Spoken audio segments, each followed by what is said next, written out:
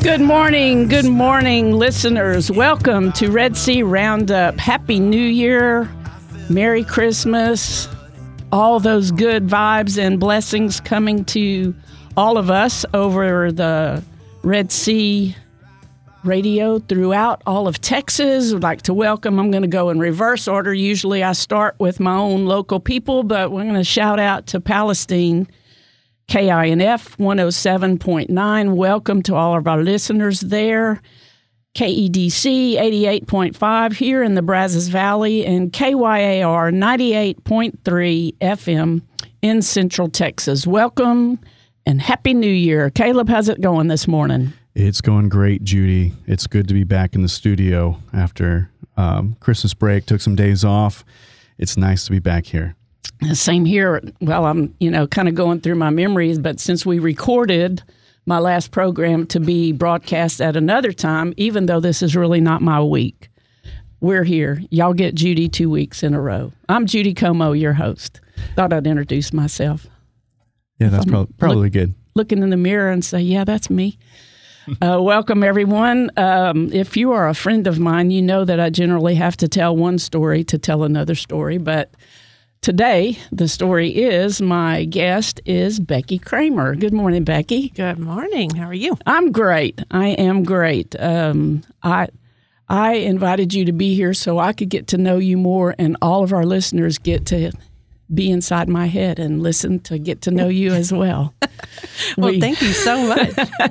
We probably have about maybe a 2-year really high know your name kind of relationship, but I've known who you are here, there, and everywhere with some of the work with Regnum Christi. So we're going to probably go through a couple of different hats that you wear, but my real inspiration, twofold inspiration to have you come and talk to us is, number one, you're a sophomore now in the Diaconate formation, and we can talk a little or a lot about that. And you are also a spiritual director.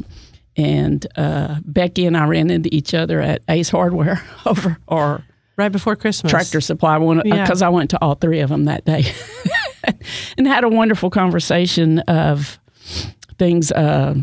For our listeners, my husband has been a deacon in the church for about 1.5 years now. So we've walked this journey that you and your husband, Michael, are on.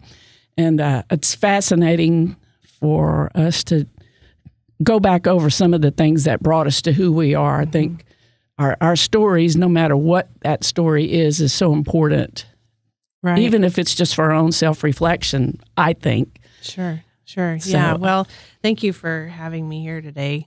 It is an important story, and one that it's an unusual one. I didn't think, backing up a little bit, this coming Easter, April, will be my 30th anniversary of being in the Catholic Church. So as a convert, finding myself here entering into the second year of diaconate formation is not something I ever imagined. Thinking back when, same girl. Yeah, I know, 20-year-old me thinking, I think I'll, look into the Catholic Church because the guy I liked, became engaged to, was Catholic. Never thought this was the path that I would be on, all these years later.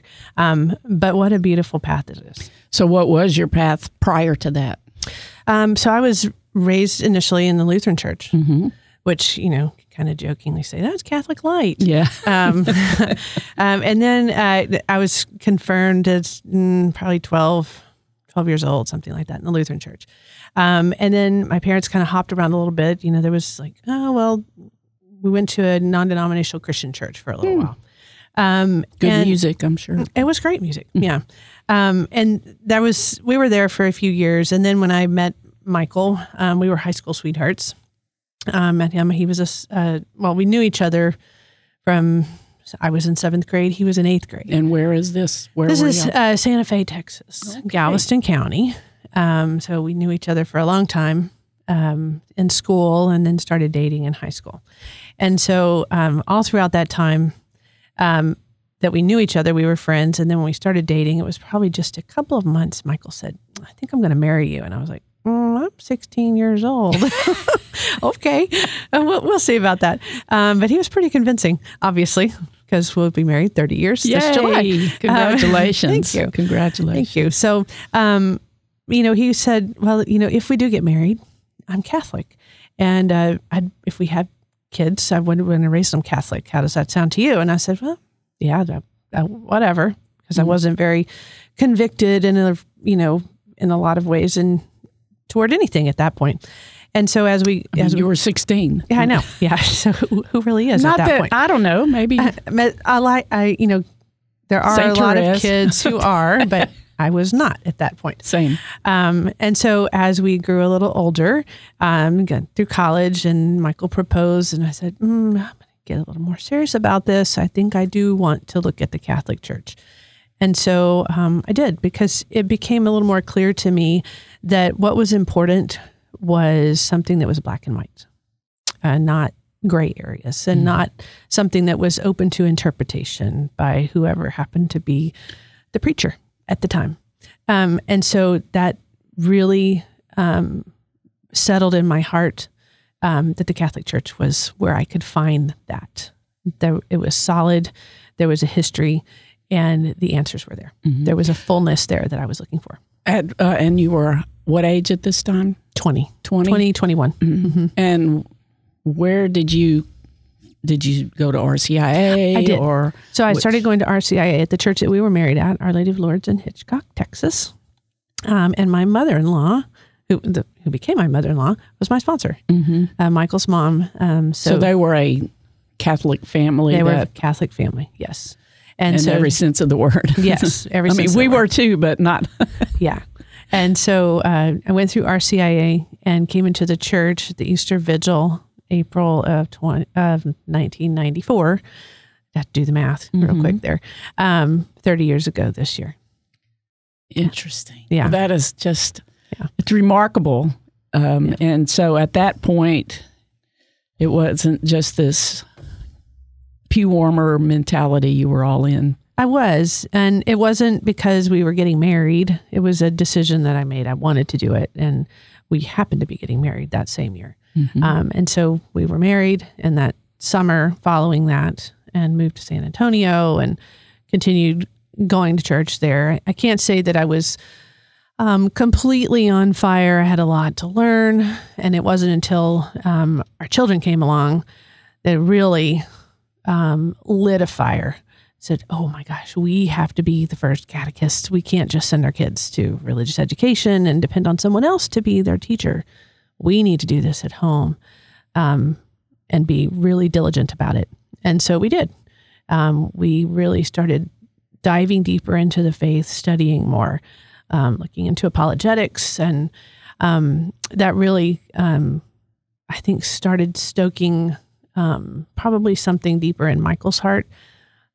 Too, that, there's something here, a calling. He had always kind of thought about the priesthood, even before we met. In fact, the priest that married us had conferred Michael's other sacraments on him. And at marriage prep, he said, Michael, I had other hopes for you. I was like, Father John, I'm sitting right here. Me off when a priest would do that. This is my boyfriend and said, oh, have you considered the priesthood? Wait a minute here. I'm like, we're in marriage prep. I'm sitting right here. So, he had always had a desire for something. And so, that desire never went away. And probably about 6 or 7 years ago, I guess, he really, really started looking deeply at the diaconate. Mm-hmm. Our kids were getting older at that point, and he was, knew that, okay, there's going to come a time where I'm not quite as involved in their activities as a dad, school activities and things, and I will have more time to serve in the church. I wonder if you agree. I think for us, like, you go to Mass and there's a deacon, and you don't really think too much about how did they get there. Mm-hmm. And when this call, and I've used the phrase when we were called, and it's kind of like, women can be deacons? No, that's not what I mean. Mm-hmm. But it is a calling of the couple and the family or not. It is. But it is. And it's a process that a lot of people don't even know. You mean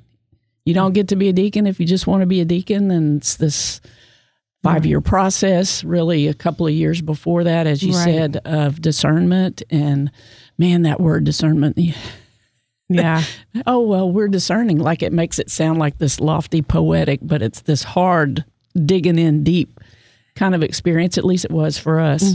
It really is, because it's a responsibility of taking on a second vocation.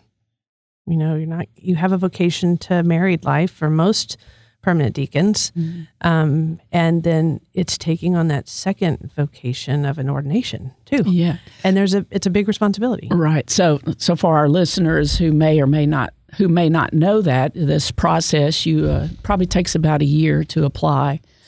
Correct. Kill a tree. It's a long application. I think after Keith's experience, who has never had any social media, barely can do his emails now, the change came after that to say you have to have technology prowess to be able to apply. But and then once accepted, it's around a 5-year process. Right. So that's a very generalized statement, but again, some people may not even know that. So right. So you said probably 7 years.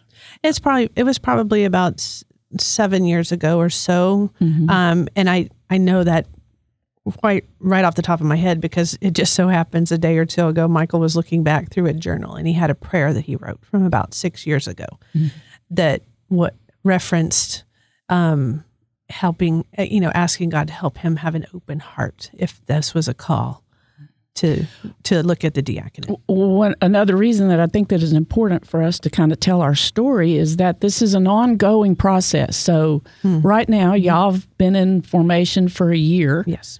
There's another class that's just they've had maybe 6 months, I suppose. So it's every 3 years, there's a new class that starts. Right. And all over the diocese, about every other month or so, there's a meeting at a different area, inviting men to come and hear stories to start this process, because a lot of times it comes from an invitation, it comes from within, this calling to just, hey, let's check out something different. Right. Yeah. And for those here in the Brazos Valley, we're fortunate that every couple of months, one of the formators will come here and either come here to St. Mary's or come to St. Joseph and meet with you there, which is nice because it is a little bit of a trek to go to Austin for the meeting. So we know because we go to class over there. So it's nice to have someone come here and visit. And there's usually a deacon, and a couple of the men that are in formation will be at that meeting for informational and some of the talk. And just to kind of, give you some insight, few little nuggets here or there about what it's like to be in formation. And so it's good to have that, be able to answer questions, have somebody that's local to kind of, walk with you. Right. To have that. Right. Keith and I were the only couple from this area, from at least, 2 hours away to the closest other couple. And interestingly, our listeners will hear something from Deacon Robin Waters over in West, who was also in our class. But, knowing a couple of people who are, God willing, will be ordained in 2025, Keith and I are a mentor couple for 5 couples. And y'all have some traveling buddies. Yeah, we do. So the class of 2028, which is the one that we're in currently, there's 3 couples here from Bryan College Station. And so we do take that time to travel together when we have to go to the different formation classes. And it's really nice to be able to have some people who are in the same situation. And it creates an opportunity for fun, but also formation and fellowship too. We get to bounce things off of one another. Did I hear that correctly? Did you hear that correctly? What did you get out of that? And to go deeper and just to create that community with one another. And that's been really, really nice because it's, you find the fellowship really, really is helpful. No one knows that. I had a posse like no other of close friends who surrounded us in prayer. And we would have class on Saturday. Usually on Monday, I would meet with, some of my longtime spiritual friends and discuss the topic and things like that. But it's essential to talk to somebody who's been through that journey. Absolutely. It's amazing. So y'all discern together and we do move forward. And we've put together, just amongst the wives in the class too, we have a group message that, that we can pray for one another. Things come up with our families, we can pray for those things together. So it's a close, even though there's 28, I think right now, it's a close knit group still. We know about what's going on. There's been some, death in families. And so we've been able to pray for those things for each other already, which is beautiful. People that we didn't know a year ago. And it brings even the diocese closer together. It creates, our Catholic world is really very small once you get to know the people in it. Father Brian Eilers, our pastor at St. Joseph, is in Italy right now, and somebody's posting pictures, and looking at that deacon, and I was like, that's Deacon Tim, who was in our class. So I suppose they have a relationship from other parishes and things like that. So 1 year in, it's kind of, I remember seeing Joe and Jennifer Pettibon a couple of years ago after they had finished their first year, and it's just kind of like, what are your thoughts? What went the way you thought it would? What was a eye-opener? What was a blessing? And we're not going to say anything negative, probably, right? We'll do that. No, I'm just kidding. Off the air. It's been really beautiful. There have been a lot of really great speakers. We've been blessed with some, amazing deacons that have come from, even out of state, that have been brought in to speak to us. And I don't want to make anybody jealous, but we had a full weekend with Father Timothy Gallagher. I know. It was amazing. It was awesome.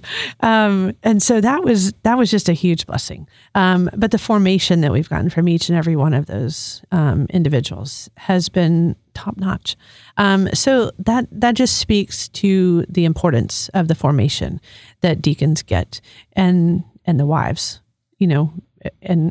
right alongside of them. It's important, that we're exposed to the same things that they are. Not that it's a training to become a deaconess or anything like that. That doesn't exist, by the way. Right. But it's just important that we have that knowledge too. Number one, to walk alongside them in their journey, to support them. We have a lot of conversations at home about the different things that we have. But myself, as a spiritual director, I value that knowledge and the, I use it, in what I do through spiritual direction as well, in particularly the discernment of spirits. That was so fruitful. Our beginning in formation really flipped our roles of ministry, because for 20 years I had been a pastoral musician, very involved in the music over at St. Anthony's, and also a youth minister in different capacities. Keith, of course, was involved in both of those, but he was generally watching the kids while I was playing music and vice versa. So we thought, long and hard about how much time this was going to take. We own our own business. We worked really hard to get rid of some debt, and thank God we did.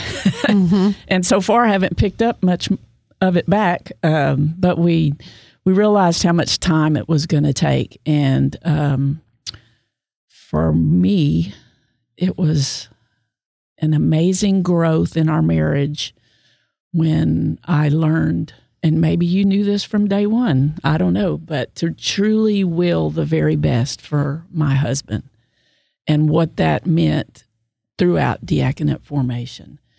It was explosive. It was our communication level skyrocketed. And I mean, it wasn't like a flash of light. It was a process, but over the duration of it. And still to this day, our communication is just so much better through this process of the diaconate formation. I'm so grateful. Yeah. That has been really, really good. Michael's been, very open. We've always had really good communication with one another, but he's very open to desiring to know where I see growth, or if I see something that, maybe you need to work on this. Which he's never said, before, I want to know what you think about this. I mean, he's always kind of, been interested, but he's very interested in that now. What do you think? What do you see? And that's been really, really helpful and really good for him to, want that feedback, because he's taken it to heart, and wanting to really know, am I growing? Am I, stalling? Am I, stepping back? What's happening? Well, and those are just some things that they can write a paper and they can meet with their spiritual director and they can meet with the formators, but really it's like a CB radio. You can be whoever. Boy, that tells my age, doesn't it? You can be whoever you want to be, social media or whatever, but nobody knows it like your spouse, and seeing the time commitment or the struggle or the benefits and the beauty of it, and seeing the fruit of, now that Keith is ordained, now that we have been in ministry for approaching 2 years, to see that bear fruit in his ministry and his gifts expressed through the ministry, it's just so beautiful. And so I'm just so grateful to be a part of that. You mentioned, I don't want to shift gears quicker than you may be ready to, but I do want to talk about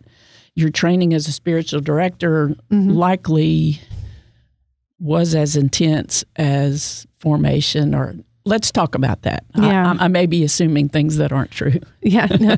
Well, so, I feel like I'm never going to get out of school a bit, went to school, went to college, then I was a teacher. And then I went to school again, and then I went to college. I feel like I'm never getting out of school, because I did go to training.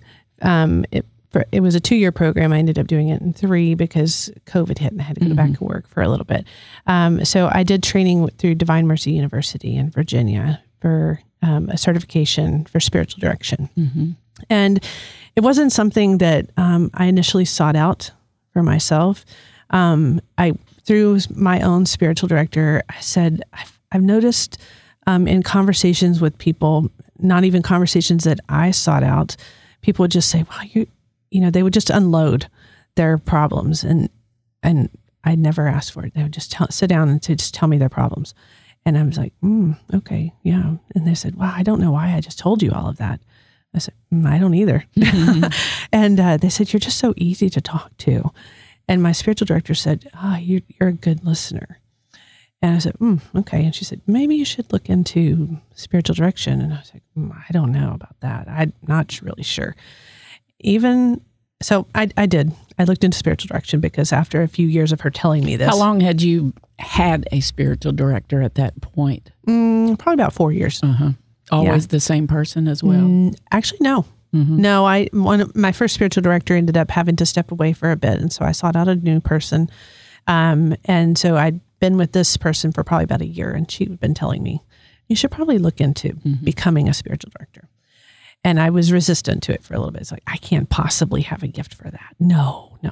And so I finally gave in and said, okay, Lord, if this is really something you're nudging me to do, present the right program to me.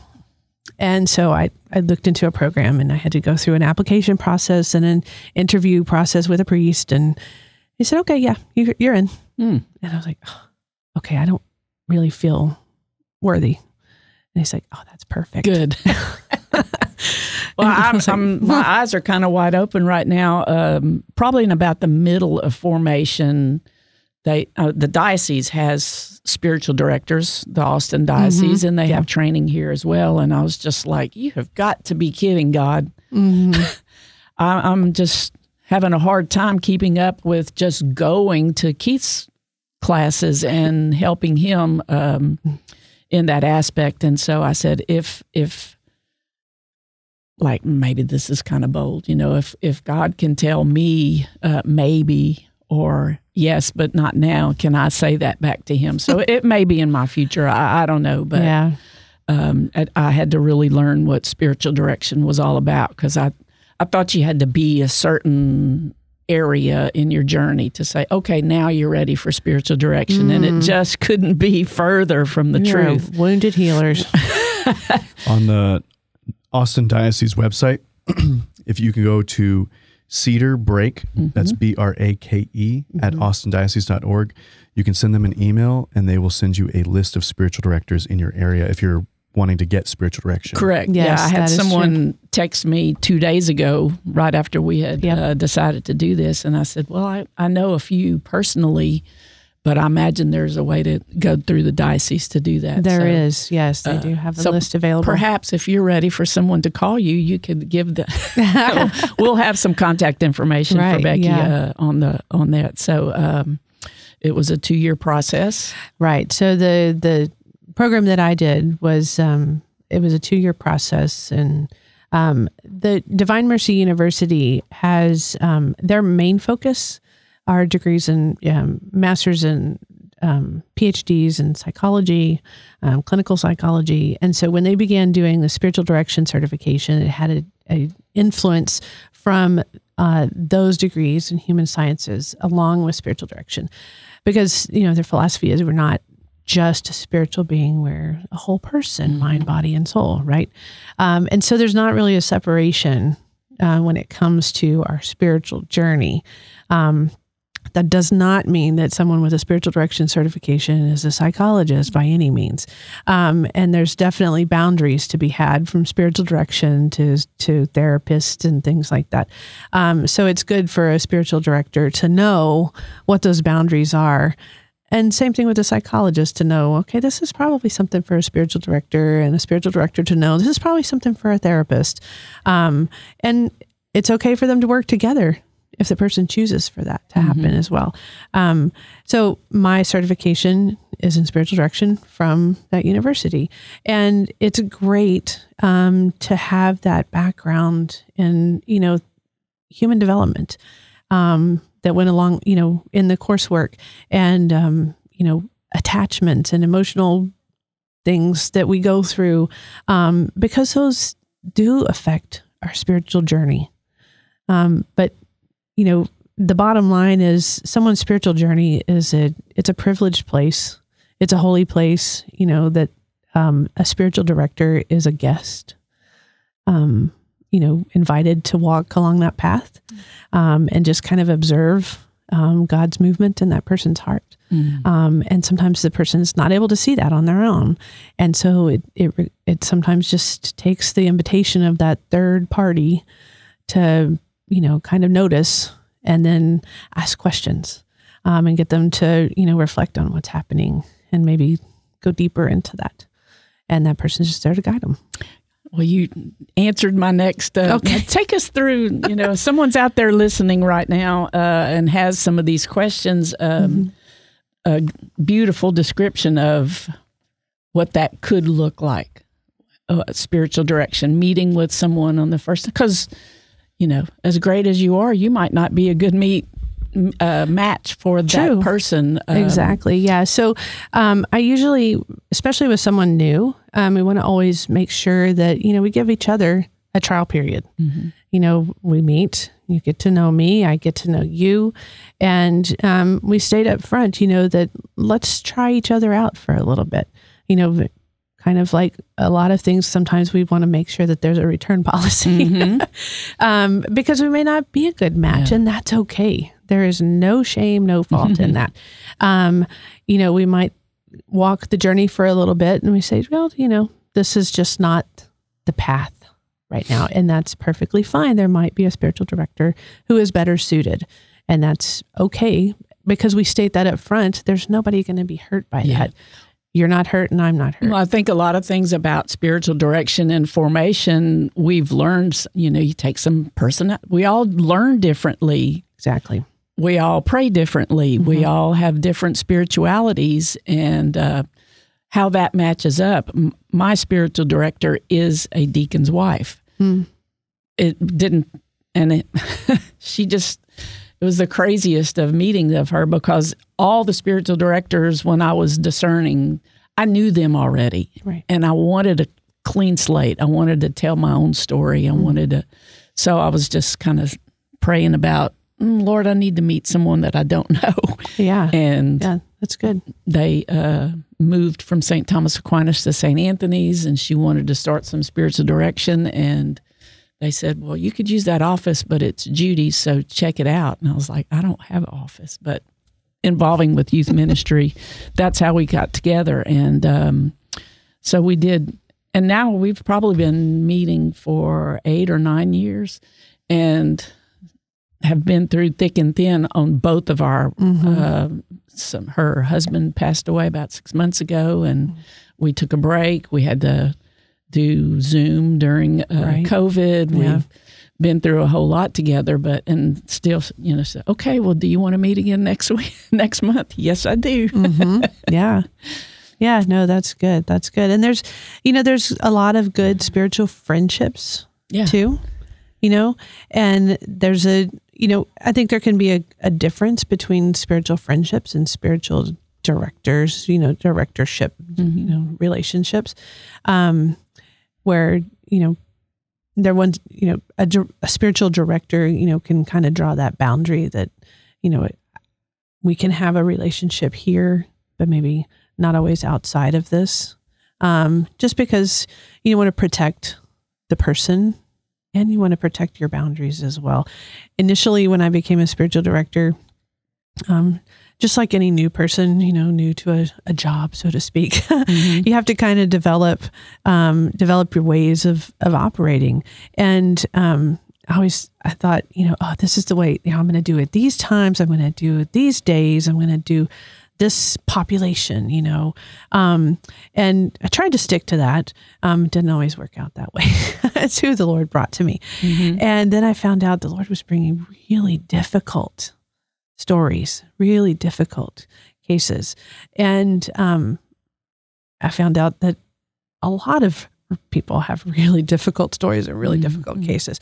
And it began to weigh on me a lot, and I thought, wow, is this what it's going to be like?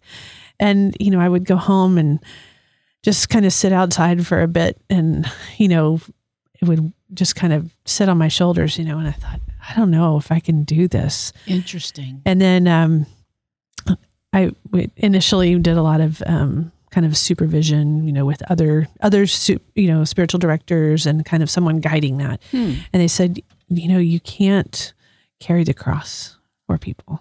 Christ carries the cross. And I was like, oh, yeah. It's not for me to bear the weight after that, just turn it over to prayer for the person, give it back to Christ. And I was like, that's such a really good thing. Because, I pray for them. I pray for all of my spiritual directees. And, while I think about them or think about their story or think about what we talked about, or I think about maybe what I might ask next time, or what I could have, how I could improve as a spiritual director, I don't always allow the stories to, deep into my heart, to the weigh on me any longer. It doesn't mean I'm not affected.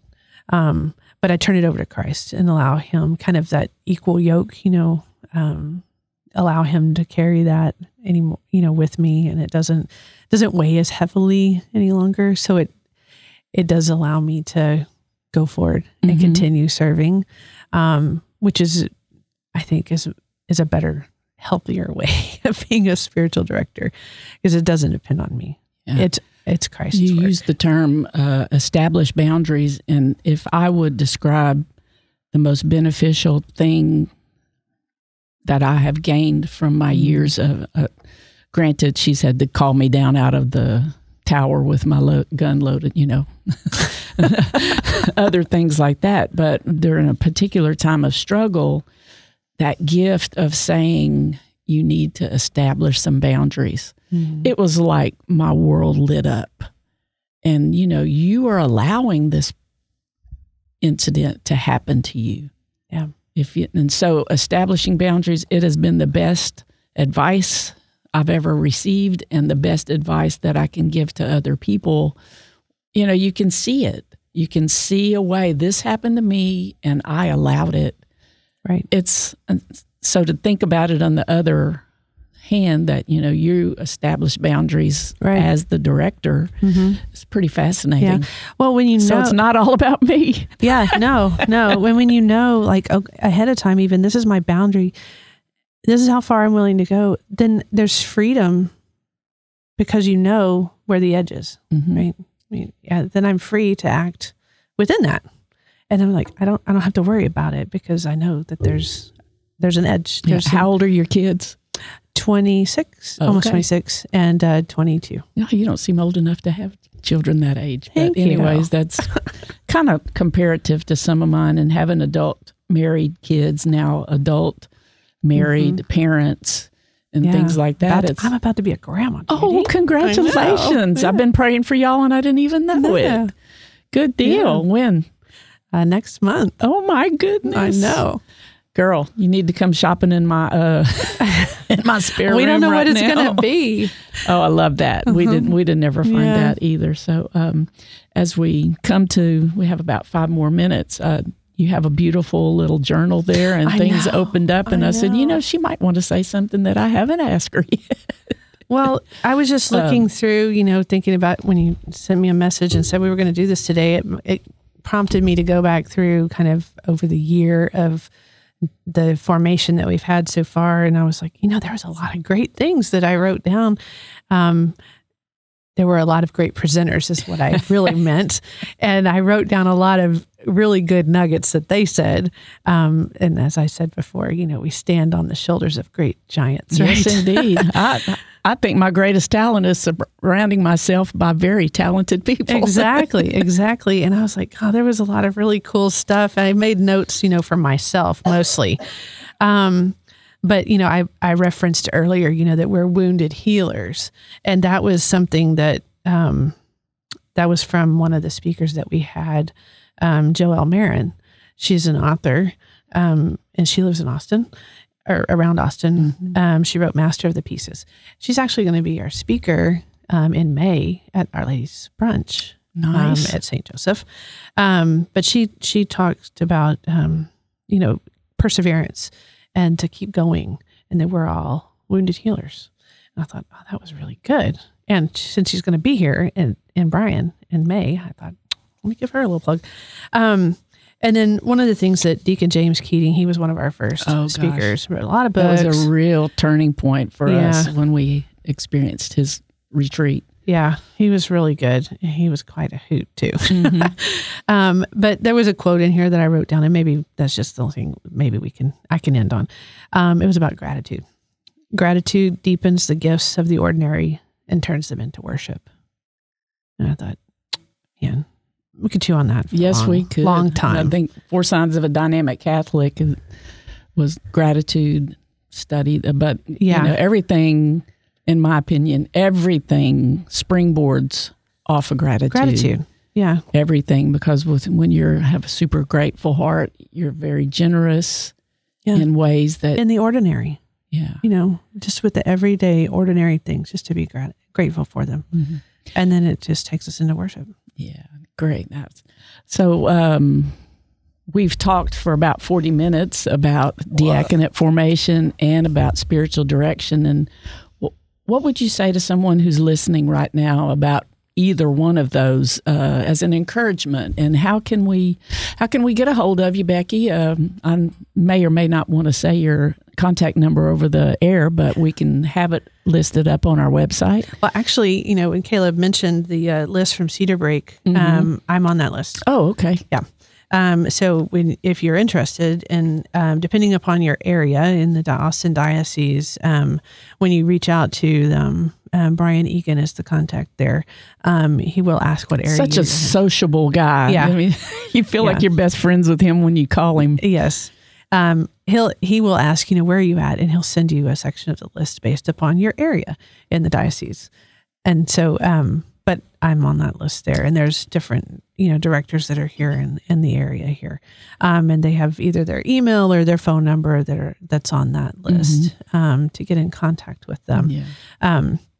But as far as spiritual direction, actually Pope Francis says everyone needs a spiritual director. And I just kind of go, there's not enough to go around. So if you have felt a call ever, maybe you thought somebody told you, you should be a spiritual director. And he's like, no, I'm not equipped. Well, that's a good thing. Mm-hmm. But if you've ever had someone tell you, you're a really good listener, or you have really great empathy, it's not a bad idea to maybe look into something. The diocese has a training for that. There's lots of different religious organizations that have spiritual direction type training. Look into it. Yeah. And if you're outside of the Diocese of Austin or watching on YouTube or something, check out your diocese website. A lot of dioceses have a spiritual direction webpage where you can find that information. It really is the greatest gift you can give yourself to, because no one needs to sit still in our faith. We need to constantly, there are times of calm but growth is just so important. Yeah. So important for us. So I want to thank you, Becky. Thanks that fly by so quicker than we thought it would. And thank all of our listeners for being here. Want to wish our director, Dennis Maka, some improvement in his health, and go and make disciples.